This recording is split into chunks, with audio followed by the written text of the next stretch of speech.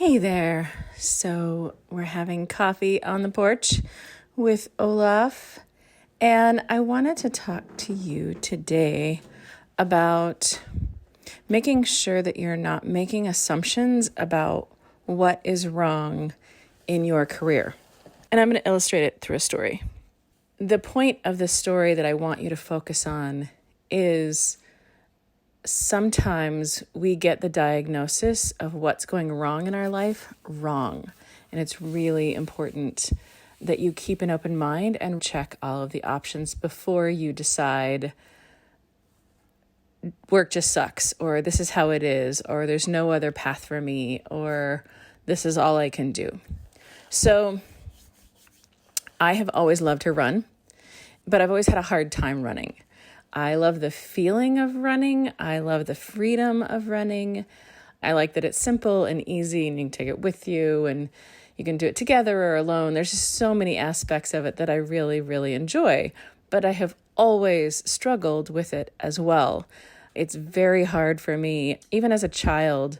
I'm of the era of the presidential fitness runs where you had to run a mile in so many minutes or something. So even as a child, I remember this. Even as a professional singer, I remember wanting to run and running, but I really had to figure out where I was going to run in my singing schedule because I couldn't run within about a week of when I was going to perform or have a big rehearsal or something like that. And every time I tried to figure out why I had a hard time running, coaches and partners and other people and doctors would say something in the list of you're in the wrong running program, you're doing it too quickly, you're not ramping up slowly enough, you're not pushing hard enough, you're not getting enough sleep, you're in the wrong shoes, you're lazy, you're just not pushing yourself hard enough, you're just not an athlete. And I wasn't really trying to be an athlete. I just like to run. That's all. I like the feeling of it. I wasn't actually doing it for fitness. I was doing it because it's fun. But I got all of these reasons of why I couldn't keep up with everybody else. I would always hit a wall when I was running that I couldn't push past. And I felt hot and flushed and sick and like I was going to pass out. And it was just so excruciating. It was really frustrating because it's something I really wanted to do. And I couldn't figure it out. And so I really just stopped. I would start up again every now and again and try it. And it would be the same thing. And I was like, well, that's just, maybe my body just isn't designed to run. I don't know. And I know sometimes this is how starting a career feels, or changing careers or work at all feels. Like you want to change your career, but it's just, you have all of these messages from people like, that's the way it is.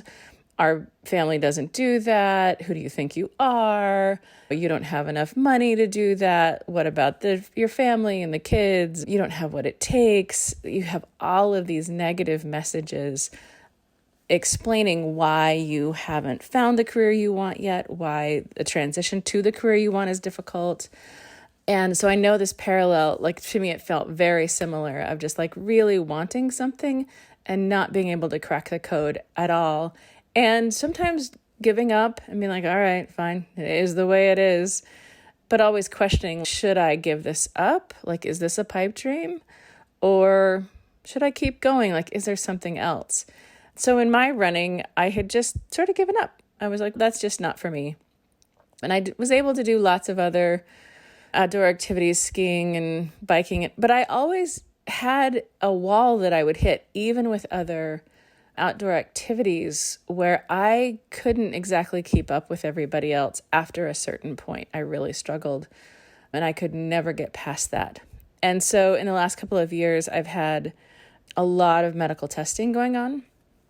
And it's very interesting. They found out some, while they test you in all of these machines, they find things that you weren't actually looking for. And I was doing a stress test, and at the end of it, she's like, no, your heart's great. Everything's great. Everything looks beautiful, except you lost oxygen at the end, and I was so excited to do the stress test. I was like, oh my God, to be able to run and Like, it's super fun. I was excited, which the techs were like, that's very rare in their office. But she stopped me early and I was mad because I was having a good time. And she was like, your oxygen is really low and we're going to send you to a pulmonologist. So they do all of these tests, didn't find anything significant, sent me to an allergist who did, ran a course of tests. And it came out that I actually have exercise-induced asthma, which I had a couple of friends who were like, oh, I'm sorry. And I'm like, oh, no, this is great news. Like, this explains so much. And it lets me off the hook of judgment and shame and beating myself up and trying to work harder. It wasn't anything I was doing wrong.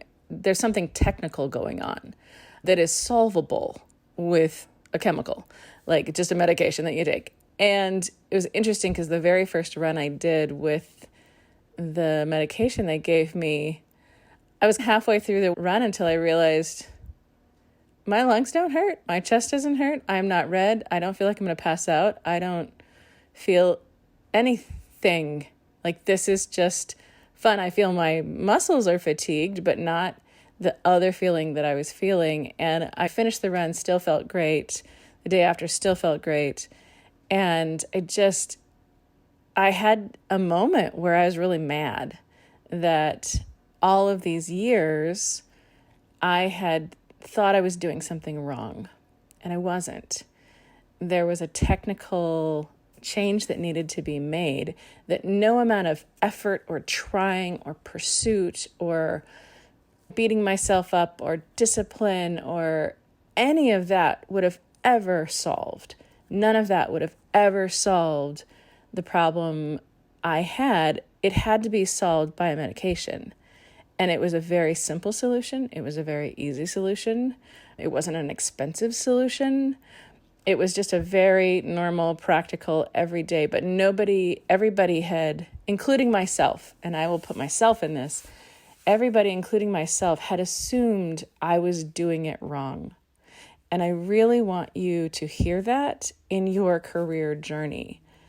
Very often, I come into contact with clients that feel like they are doing something wrong. They are not working hard enough. They are not disciplined enough. The list is really endless about how they're doing it wrong or how they are somehow the problem.